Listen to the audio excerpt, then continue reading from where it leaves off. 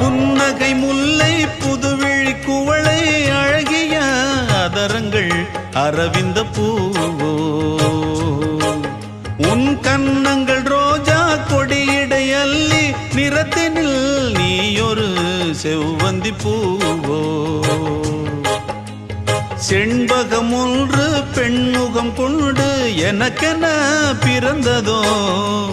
குன்றினில் தோன்றும் குறிஞ்சியும் இங்கே குமரியாய் விளைந்ததோ